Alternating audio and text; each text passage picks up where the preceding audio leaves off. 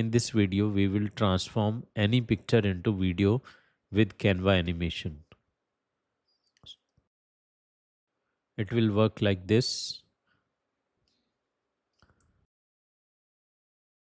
So let's see the steps. Open a blank video page, click on elements. Let's select some image, place it at one corner, increase its size up to the size of page. Click on edit. Under Magic Studio, click on Magic Grab. Select this image. Click on grab.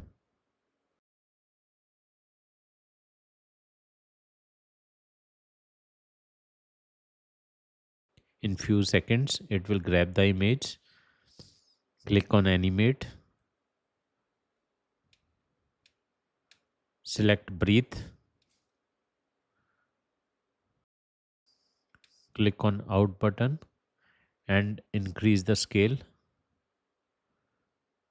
Now when you play, it will work like this. I hope you like this video. Kindly share and subscribe our channel. Thank you.